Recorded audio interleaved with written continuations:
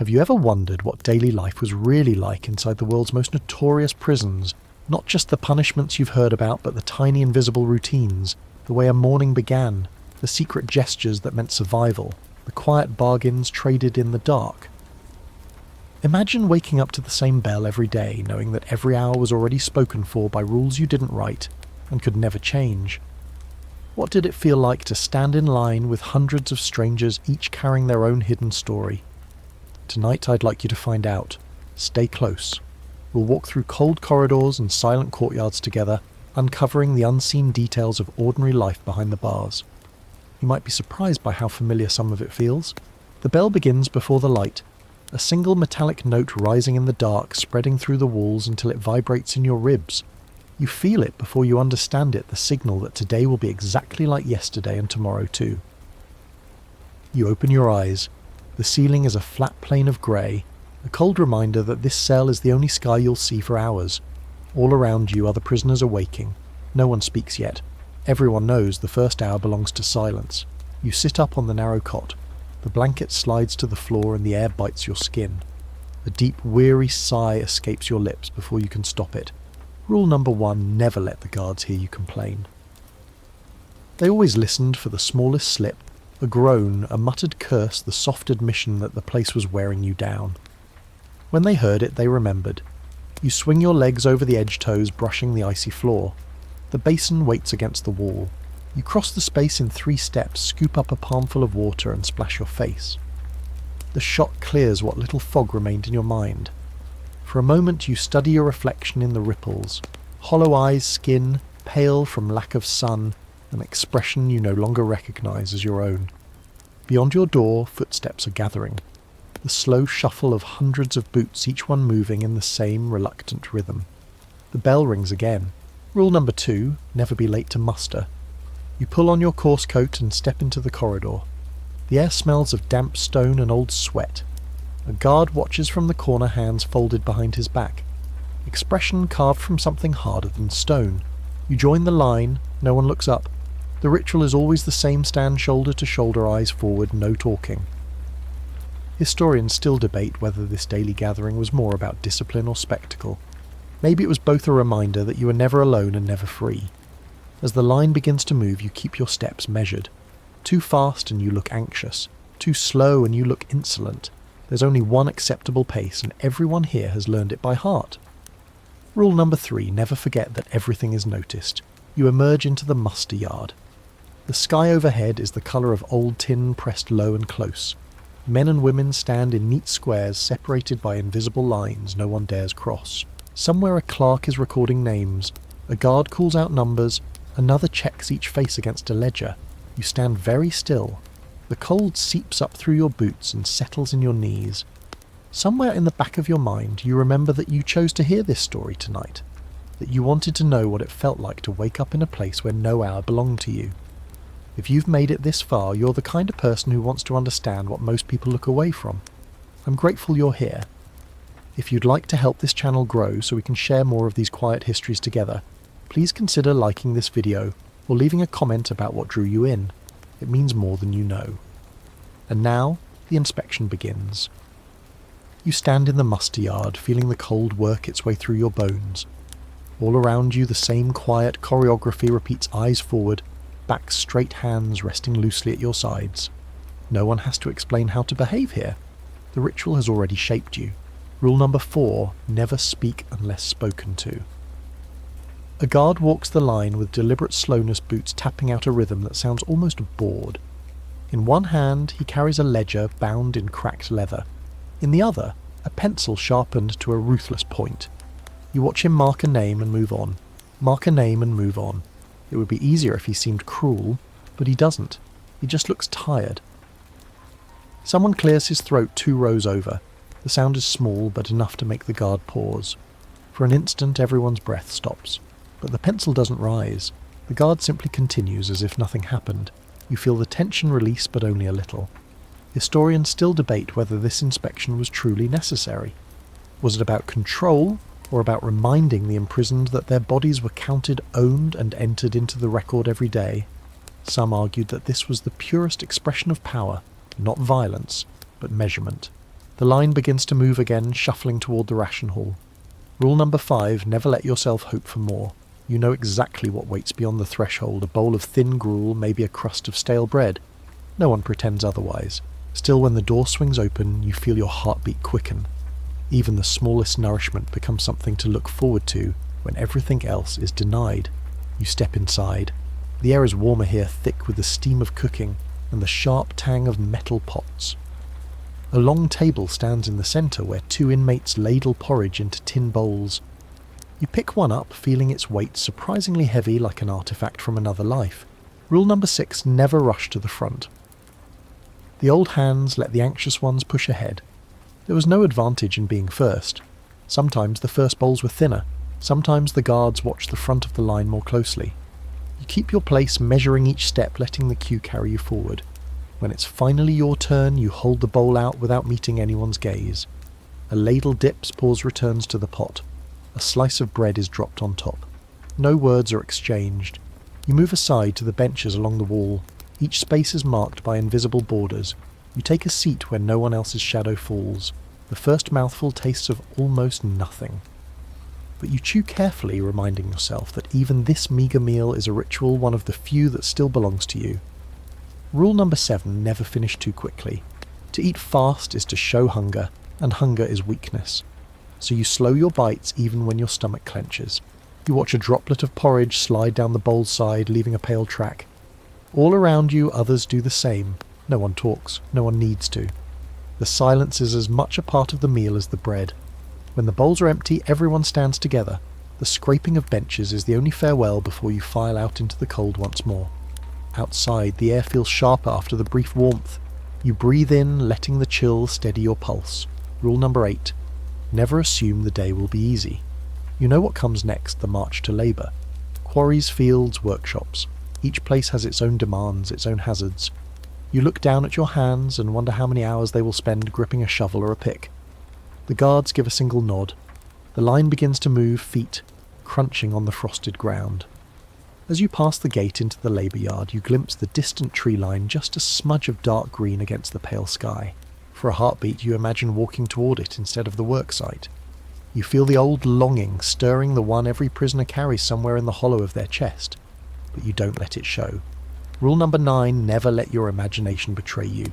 It's easier to endure when you don't look past the next step, the next task, the next hour. So you fix your gaze on the ground and follow the man in front of you, just as he follows the man ahead. Somewhere a crow calls from the roof, a single ragged note that disappears into the cold. You don't look up. The labour yard greets you with the brittle smell of frost and stone. All around, men and women spread out across the ground, already settling into their daily tasks. Some lift shovels in slow, practiced arcs. Others kneel to sort rough bricks into uneven stacks. A few stand motionless beside wooden wheelbarrows, waiting for the orders they know will come. You step to the edge of the yard and pick up your own tool, a spade with a handle, worn smooth by countless hands. For a moment you study the dark lines etched into the wood. Historians still debate whether prisoners mark them deliberately, each notch, a tally of days survived. Or perhaps it just happened, the soft imprint of time pressed into ordinary things. Rule number 10, never start before the signal. Some men eager to finish would begin working as soon as they reached their spot. But the guards saw that as disrespect, proof you thought you knew your place better than they did. So you stand, spade resting across your boots until the command comes. It's a simple gesture, a raised hand, then a curt nod. Instantly the yard comes alive with movement. Metal bites into frozen soil. Stones shift and scrape. A low murmur of exertion rises and falls like a tide. You sink your blade into the earth. The first cut is always the hardest, cold-packed dirt resisting with the stubbornness of iron. But you learn quickly to find a rhythm, push, lever, lift, release. Again. Rule number 11, never look at the clock. A single glance toward the watchtower can drain your strength faster than any labour. When you see the slow sweep of that minute hand, you understand how long the day really is. So you keep your eyes lowered and let the work consume you, one shovelful at a time. Hours pass in the peculiar way they do here, quick, when your muscles burn, endless when your thoughts wander. You hear the scrape of someone's shovel to your left, the ragged cough of another to your right. Together you form a quiet chorus of survival, once you dare a glance up. The yard seems smaller than you remembered. The walls crowd close high as any cliff. Along the parapet a line of crows has gathered black shapes perched in perfect stillness. For a moment you imagine they're watching you, waiting. Rule number 12, never underestimate what others see. In a place like this, every gesture carries meaning. A raised eyebrow, a shuffle of feet, a pause too long at the tool rack, each becomes a question, or a warning. You turn back to your task. Better not to be noticed. Later the carts arrive, rolling over the packed dirt on wooden wheels. You help fill them, lifting each load with care. The work doesn't end when the yard is cleared. There are always more stones, more soil, more demands. Finally the signal comes, the raised hand again, a word you can't quite hear but feel in the way the yard stills. Shovels lower, backs straighten. A thin wind passes through, cooling your damp collar. Rule number 13, never linger when the labour ends. Even if your arms ache and your knees tremble, you must move when called. You set the spade aside and join the others filing into a loose column. As you walk, you flex your stiff fingers, feeling the raw spots where the wood has rubbed your skin. Somewhere behind you a guard calls out a number. You don't turn your head. Back in the corridor the cold seems gentler, less a punishment, more a reminder that your body is still your own. You walk in measured steps toward the ration hall. Another meal waits, another hour accounted for. Rule number 14. Never forget that routine is safety. Without it the mind wanders into dangerous territory, old memories, old hopes, the question of what life was before all this. So you cling to the sequence of events: wake, muster, labour, meal. Repeat. At the threshold of the hall you pause. The air smells of boiled grains and smoke. Familiar, almost comforting. You take a breath step inside and feel the day slip a little further along its well-worn track. The ration hall is never quiet, even if no one dares to raise their voice. Instead, the space fills with a soft rustle. The scrape of benches, the muted clink of tin bowls, the measured steps of guards watching from the perimeter. You slip into line, your hands resting lightly at your sides. Rule number 15. Never let your hunger show. Everyone here is hungry. That's not the question. What matters is how well you pretend otherwise. You keep your expression blank, your posture relaxed, even when your stomach feels like an empty pit. Ahead, the servers work with mechanical efficiency. One ladle dips into a cauldron, scoops up a watery porridge flecked with something you pretend is barley, and tips it into each waiting bowl. A second ladle drops a portion of boiled vegetables, their colours faded to a single dull shade. No one complains. When it's your turn, you hold out your bowl without meeting anyone's eye. The warmth of the food seeps into your palms almost enough to make you shiver. You nod just enough to acknowledge receipt and step aside. Rule number 16. Never sit in the same place twice. Some prisoners believe a fixed seat invites envy or resentment. Better to drift along the benches, never staying long enough to form alliances or rivalries. You find an empty spot near the end of a long table and settle in. Around you men and women eat in synchronized silence. A few pause between bites, eyes distant as if searching for the memory of flavour. Others keep their gaze fixed on their bowls, their spoons moving in slow, steady arcs. Historians still debate whether these meals were designed to nourish or to break the spirit. The portions were calculated, the recipes unchanged for years. The monotony was almost an ingredient itself. You take your first spoonful. It tastes the same as yesterday, thin, tepid, vaguely sour. You chew carefully, mindful not to scrape your teeth against the metal. Rule number 17. Never finish before the others. To eat too quickly is to reveal desperation. It marks you as someone who can be pressured, someone who might trade anything for an extra crust of bread. So you force yourself to pause after each mouthful. You watch the steam drift upward, dissolving into the cold air. Someone across the table coughs a low wet sound that echoes between the benches. No one looks up. Illness is not something you acknowledge here, not unless you want to share it. When your bowl is finally empty, you place the spoon carefully inside and fold your hands. You wait. Rule number 18. Never be the first to stand. Leaving early suggests ambition or fear or a plan you'd rather keep secret. So you remain seated until the guards signal dismissal. One by one, the benches scrape backward. You rise with them, blending into the slow-moving tide of bodies heading for the doors. Outside, the air feels sharper after the damp warmth of the hall. You take a measured breath, watching it plume in front of you. The corridor that leads back to the cells is narrow, lit by a string of weak bulbs that buzz faintly overhead. The line moves at a cautious pace, no shoving, no haste. Rule number 19, never break formation. Some prisoners try to slip away during this moment of transition. Most fail.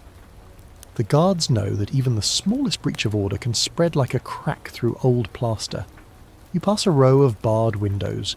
Beyond them, the yard lies empty, a square of trampled dirt surrounded by high walls. In summer it smells of dust. In winter of ice and old straw. You walk on. Historians still debate whether this part of the day was the hardest, the hours between labour and nightfall, when there was nothing to do but wait. Many believed that boredom itself was a tool of control as effective as any shackle. You reach your cell. The door stands open, a guard stationed just beside it. He doesn't look at you as you step inside. The lock clicks behind you, a soft punctuation mark you've learned to ignore. Rule number 20, never let the door define you. You sit on the edge of the cot, your hands resting on your knees. The light from the corridor slips under the threshold, a pale line that feels almost like a tether. For a while you do nothing. You let your thoughts drift, careful not to let them stray too far. This is the only time of day you truly own, and even that ownership is borrowed. Somewhere in the cell block a voice starts to hum, a low tuneless sound that rises and falls like breathing. You close your eyes and listen. In this moment the day feels softer, almost bearable. You keep your eyes closed a little longer, letting the hum fade into the quiet. The cold stone under your palms feels almost familiar now, as if the cell itself has begun to recognize you. Rule number 21. Never forget how easily a place can become your whole world. You open your eyes and see the same four walls. Nothing here ever changes, and that sameness is both a curse and a strange comfort. You know every crack in the plaster, every scrape on the floor, every place where the mortar is darker from old damp. Time passes in this small room, though you couldn't say how much. Minutes, hours. In prison, time is not measured by clocks, but by the rituals that repeat over and over until they feel like the only truth left. At last, footsteps approach. You hear them long before you see the guard. The pace is slow, deliberate, echoing off the corridor walls in a way that makes your skin tighten. Rule number 22, never assume attention is random. When a guard stops at your cell, there is always a reason. Sometimes it is harmless, a head count, a delivery.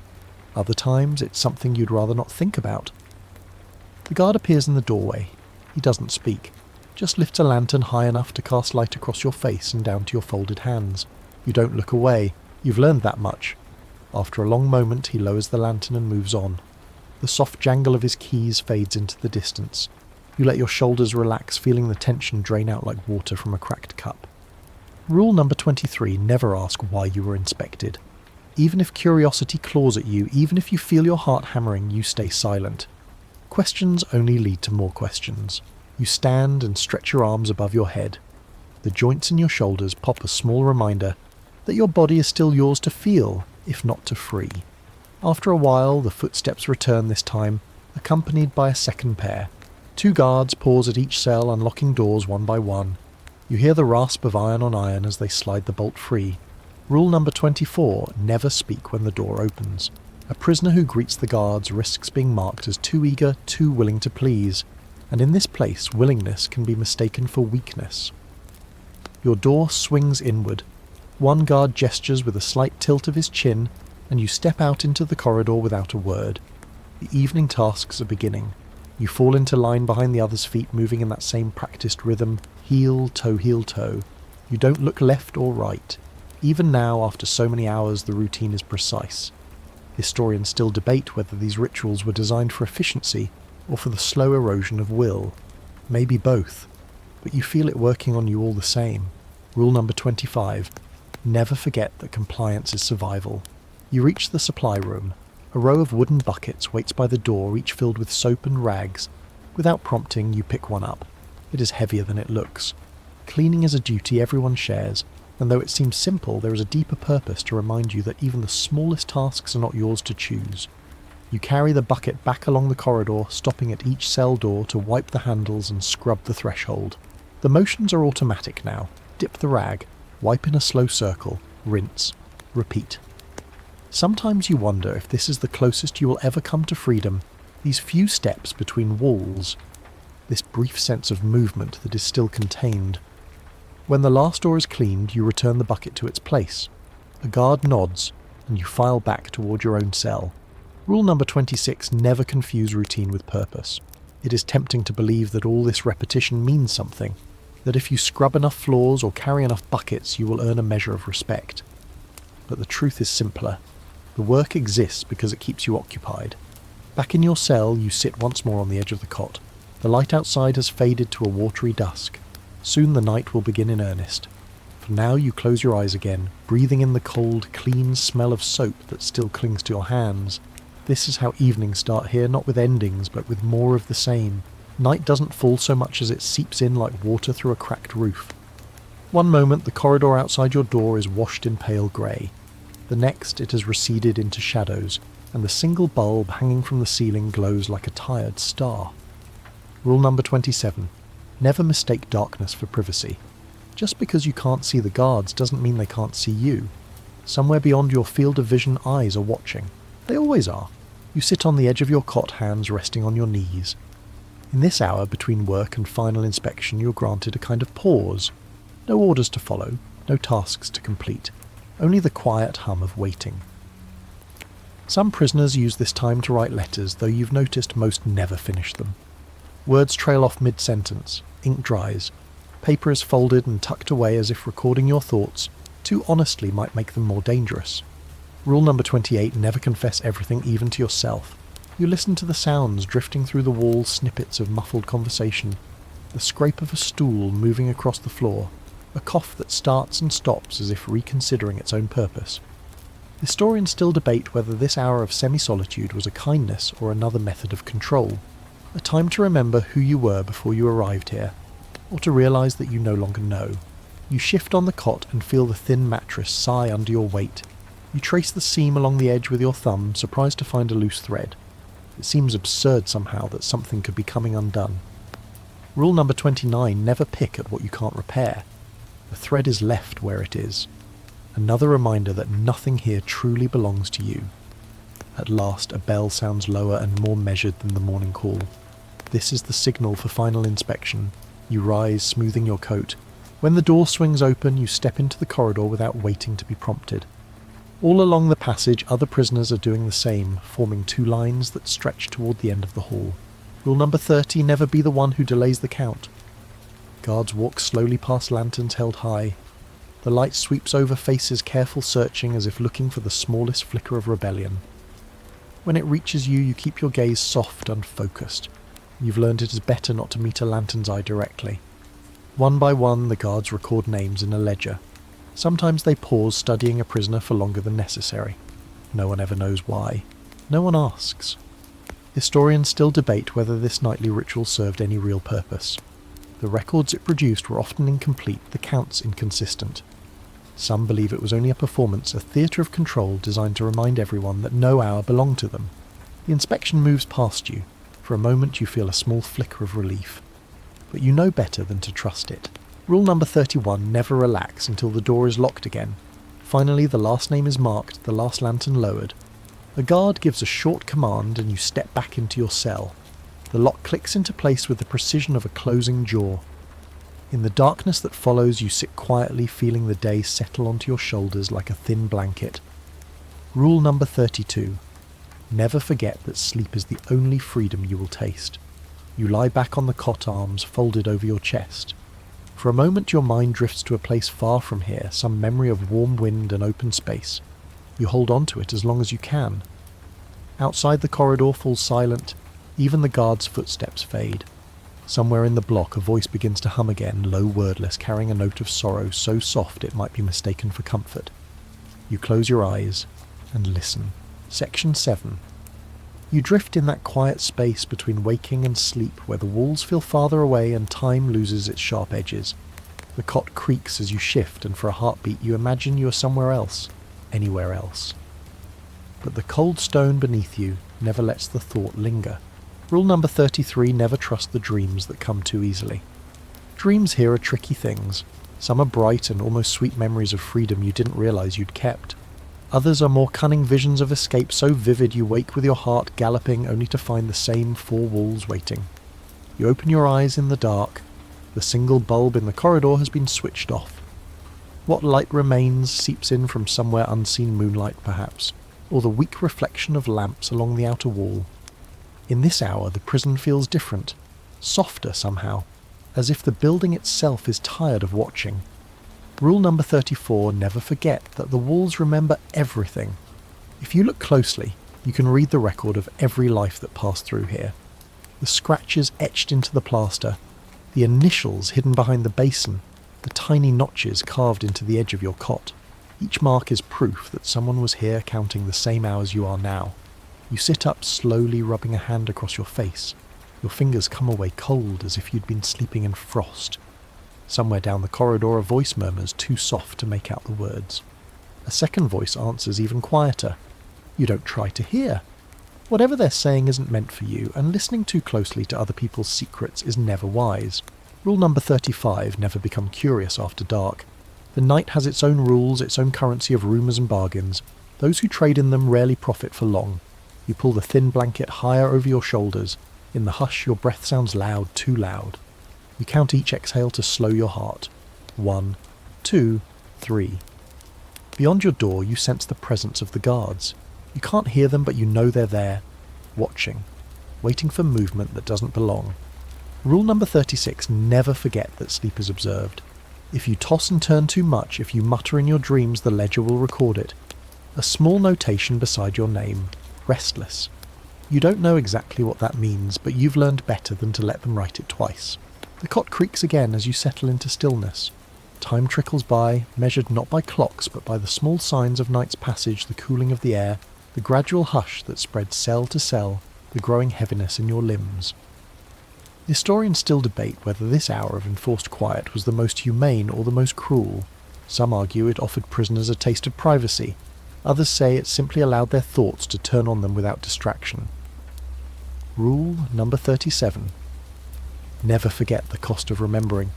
In the dark, memory becomes sharper, like a blade you keep in your palm. You feel every old regret, every choice that led you here. You try to set them aside, but the silence gives them room to grow. You close your eyes and let your mind drift, not to freedom, but to smaller comforts. The warmth of a cup of tea, the smell of rain on old brick, a moment of laughter you didn't know would be your last. Rule number 38. Never let yourself believe this is forever. Even here in the place designed to strip away hope, you can't help but imagine something beyond these walls. A morning without bells, a day without counting, a night when the darkness is only darkness. You turn your head on the thin pillow, breathing in the familiar scent of soap and stone. It isn't much, but it's enough to remind you that you are still alive. Somewhere in the building a door creaks open, then closes again. You listen until the quiet returns deeper than before, and slowly, inch by inch, sleep comes to claim you. You wake before the bell. It's a strange thing, this instinct that pulls you to the surface of consciousness just moments before the clang begins, as if your body has learned to anticipate the summons to meet it halfway out of some grim courtesy. Rule number 39, never ignore the first stirrings of morning. You lie there in the dark, feeling the chill of the air against your face. The silence is almost complete.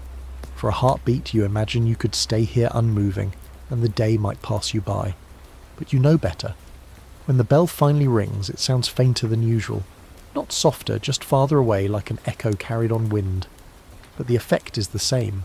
All around you cots creak and blankets shift. A collective intake of breath. The beginning of another day exactly like the last. You sit up slowly. Your back aches from the hours spent lying still, but you don't stretch. Rule number 40, never draw attention to your discomfort. Instead, you fold your blanket along its seams, smoothing the worn edges with your palm. This small act of order feels like a defiance no one notices. Or perhaps they notice, and simply don't care. You rise and stand beside the cot, waiting for the door to open. Your breath leaves a faint cloud in the cold air. You watch it drift and fade. When the guard arrives, he doesn't look at you, only at the ledger in his hand. He gestures and you step into the corridor. The line is already forming. Faces you've seen every day, faces you know without knowing. No one speaks. Words are reserved for later when the labour begins and the guards relax their vigilance. Rule number 41, never assume you're alone in your thoughts. The walk to the yard feels longer in the early light. Shadows stretch across the floor, dividing the corridor into stripes of dimness and pale glow. You step carefully, matching your pace to the others. Outside, the sky's washed in the colour of old iron.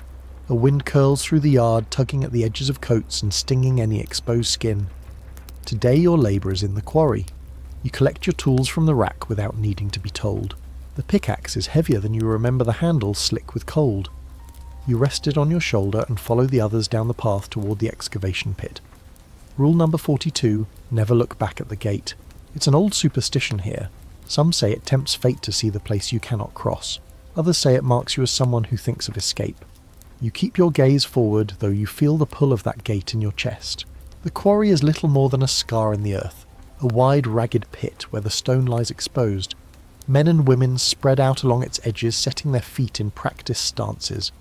No one waits for instructions. The rhythm of the work is already ingrained. You find your place and lift the pickaxe. The first swing jars your shoulders all the way to your teeth. You clench your jaw and lift it again. Rule number 43. Never let your body betray you. Weakness here is noticed, catalogued, remembered. So you keep your motion steady even when your muscles tremble. The hours pass in increments too small to measure. Swing. Crack. Breathe. Swing again. Dust rises in pale clouds, coating your tongue and the inside of your nose.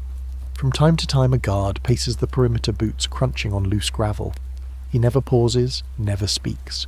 Just walks the circle over and over like a clock made flesh. Rule number 44, never expect acknowledgement. You could toil perfectly for years and no one would ever praise you. The best you can hope for is to be left alone. As midday approaches, the cold begins to fade, replaced by a damp warmth that seeps into your clothes. You pause to wipe sweat from your brow, then resume. A cart arrives to carry away the stone. You help load it, feeling each lift in the hollow of your spine. Finally, the signal comes, tools lowered back straight. You set the pickaxe aside with careful hands. Rule number 45, never be the last to leave the pit. You climb the slope behind the others, each footstep measured. At the top, you pause just long enough to catch your breath, then join the line back toward the yard. You don't look at the gate. You don't look at the sky. Rule number 46, never allow yourself to believe this is the hardest day, because tomorrow will prove you wrong. And still some quiet part of you continues on step after step, refusing to vanish. You return to the yard in the pale hush of afternoon, every step leaving a ghost print in the dust. The quarry's residue clings to your sleeves, coats your palms in a fine grit that no amount of brushing will remove. Rule number 47, never let the filth bother you. If you start to care about the dirt under your fingernails or the grit in your hair, you will never stop noticing it. So you train yourself to accept it as part of the day, another thing you don't control. The line pauses at the water trough. You dip your hands into the icy basin, swirling the cold over your raw knuckles. The shock steadies you, makes you feel briefly like you have something clean to hold on to. Around you, others do the same. No words pass between you. In this place, everyone understands that the smallest comforts must be taken quickly and without comment. Historians still debate whether these shared moments of cleansing were more intimate than any conversation. Perhaps in a way they were a ritual of ordinary humanity wedged into an inhuman routine.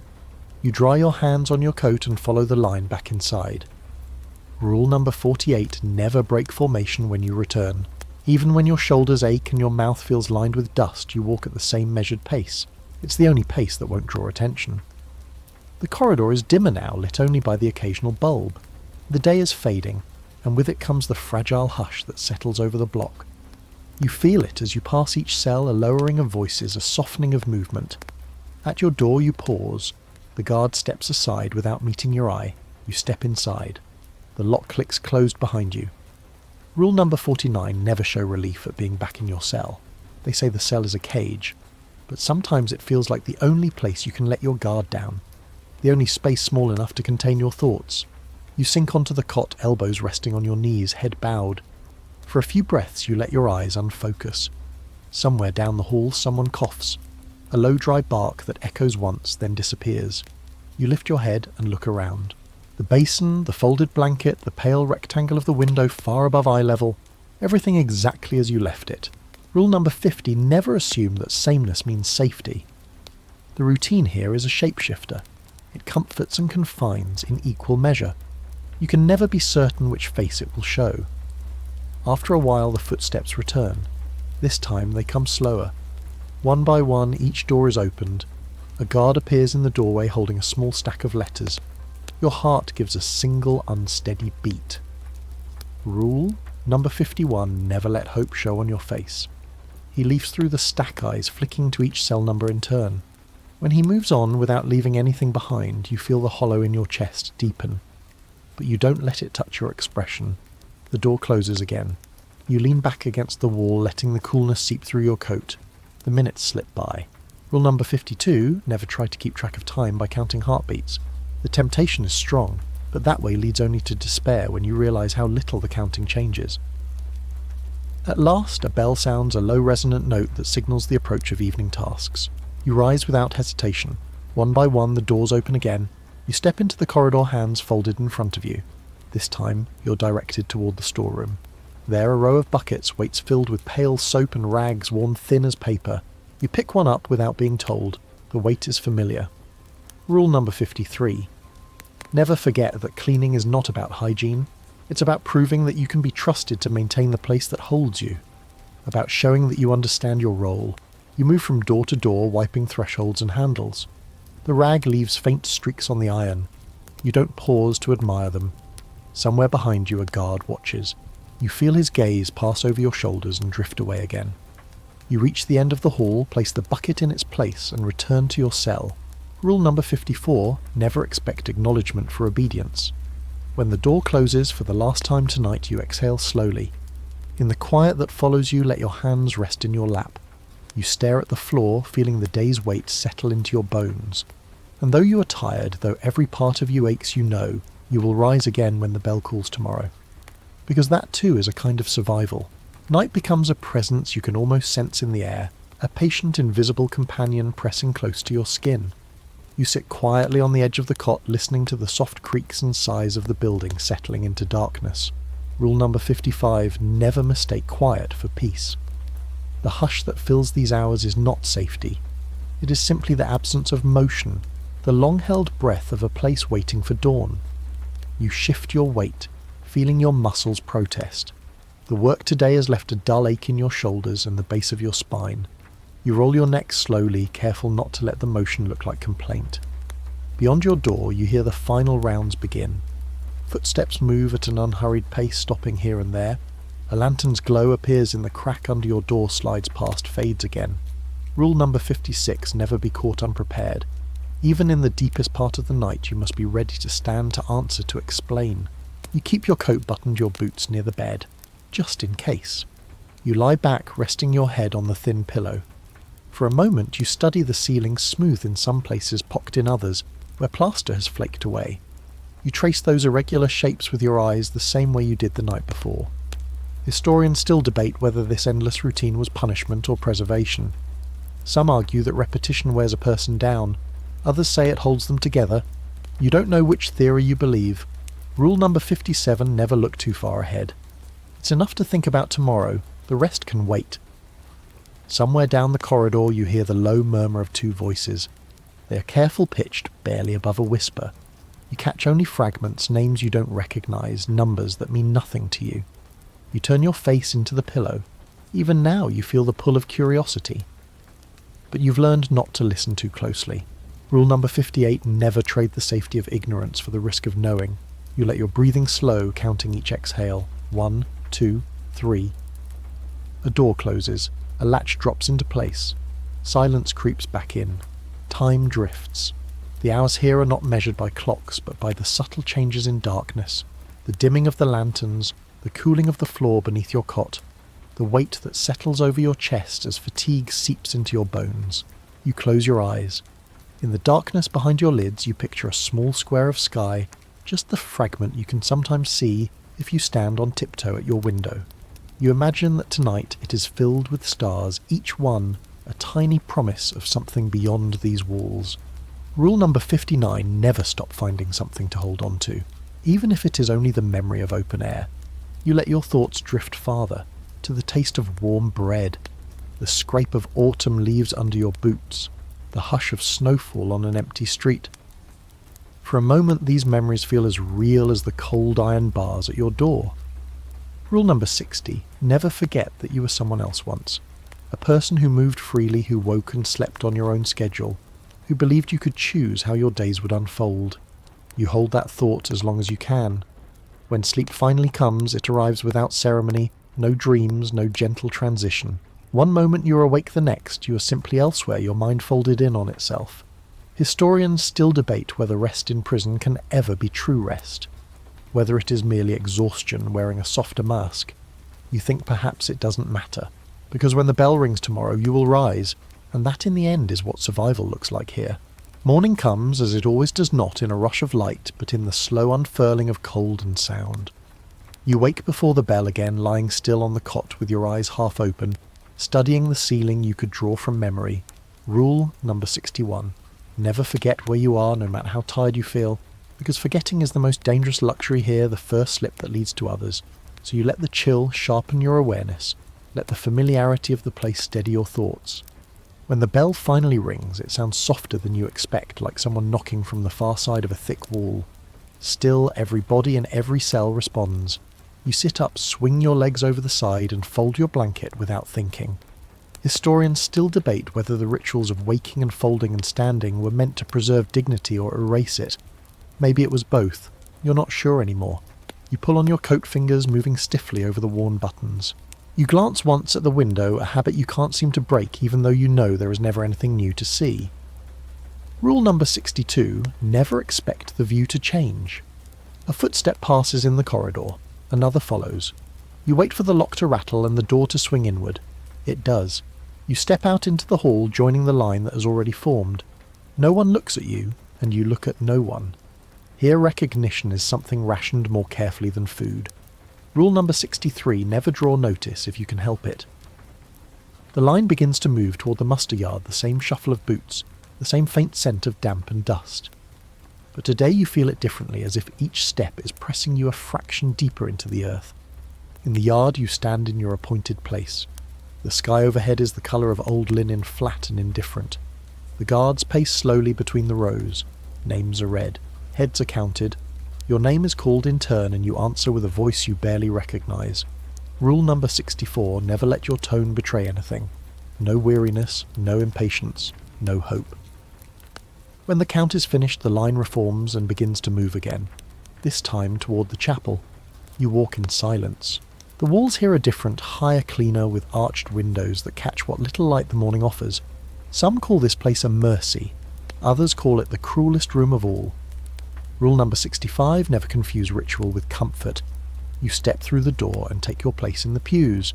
Each person occupies a separate wooden stall so narrow your shoulders almost brush the partitions on either side. Here you cannot see your neighbours. You cannot see the guards. You bow your head. Somewhere behind you a voice begins to read aloud, the words familiar, even if you no longer listen to their meaning. You focus on the rhythm instead, the measured rise and fall, the pauses, the soft scrape of pages turning. Rule number 66, never be the first to look up when the reading ends. For a long time no one moves. Silence holds the room in a careful suspension. At last the guards signal dismissal. You file out in the same order you entered. No one speaks. Outside the air feels sharper, as if the brief hour indoors has made the cold more personal. The line reforms again. You begin the walk back to the main block, your boots, finding each crack in the stones by memory. Rule number 67. Never let the routine fool you into thinking you're safe. It's easy to believe that repetition is protection, that if you do each thing exactly the same way, nothing can touch you. But the truth is simpler. Repetition is merely the shape survival takes here. At your cell door you pause. A guard glances at you, then away.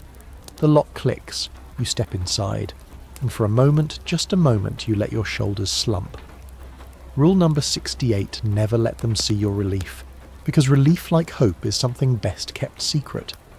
You sit on the cot, hands folded loosely in your lap, and you wait for the next bell. You don't know how long you sit there. Time in this place is an unreliable thing, sometimes flooding every corner of your mind, sometimes vanishing altogether. All you know is that you're waiting for the sound that will tell you what comes next. Rule number 69, never expect the waiting to end on your terms. Eventually footsteps pass your door. A latch shifts. The corridor fills with movement again. You rise without needing to think about it. Your body has learned these signals more intimately than any language. You step out, joining the line as it reforms. No one looks at you. You look at no one. Together you walk toward the yard. Outside, the cold is sharper edged with a dampness that creeps under your collar. The guards direct you toward the worksite today, the workshops instead of the quarry. Rule number 70, never assume the tasks will be easier simply because they are indoors. The workshops are a world apart from the pit and the yard. The air smells of oil and iron, old wood, and something sharp you can't name. The tools here are smaller files, hammers, delicate blades. But the rules are just as heavy. You file in each person, taking a place at a long table, worn smooth by years of restless hands. A small wooden box waits in front of you, its lid propped open. Inside, thin strips of metal and leather. Today, you're to assemble hinges. Rule number 71, never let your thoughts wander while your hands work. Distraction is dangerous here. A slip of the blade, a crooked line of stitching, a missed instruction.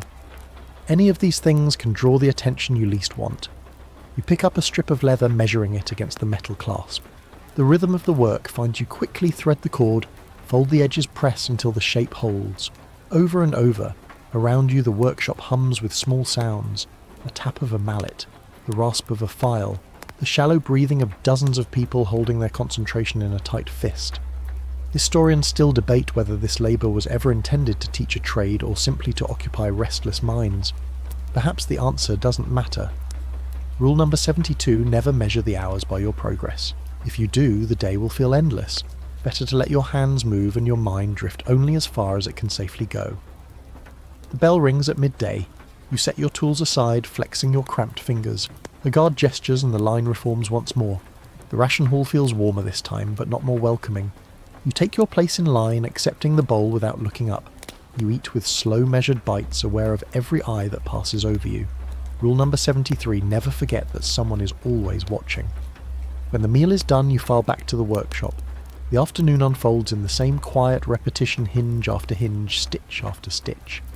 You keep your gaze low, your hands steady. At last, the dismissal bell sounds. Relief floods your chest, though you don't let it reach your face. Rule number 74, never celebrate small mercies aloud.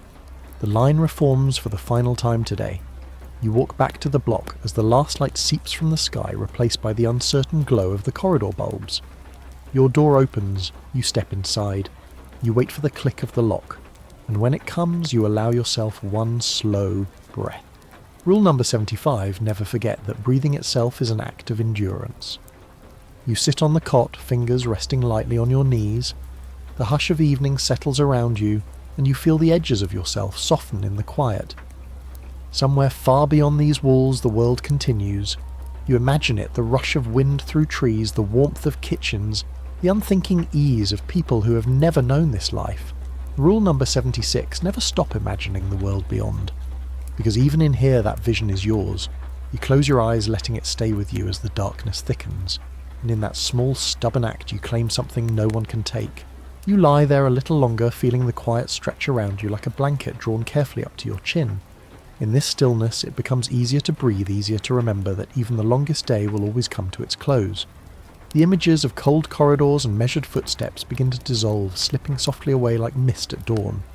The walls you have walked beside so patiently start to blur at the edges, their harsh lines giving way to something gentler. The last traces of heavy doors and iron locks fade into the darkness behind your closed eyes. If you can allow yourself to rest in this moment, without needing to hold on to every detail or trace every path again. Let the weight of the day lift from your shoulders. Let your thoughts drift wherever they wish to go. You have earned this quiet, and it will keep you safe. And before we part, I want to thank you for staying with me here, for choosing to share this slow journey through hours that so many have tried to forget. If this story has offered you any comfort or a little companionship in the dark, I'd be so grateful if you would leave a comment below to let me know. A simple note, a word of support, or even just a sign that you are here, it all helps this space grow into a place of calm for more people who need it. If you feel like it, you can also subscribe or share this video with someone who might be searching for a moment of stillness tonight. Now, as the last of the images fade, as the world grows softer and more distant, you can close your eyes fully. And in this hush, I'll whisper, you are safe here. You are not alone. You can rest now.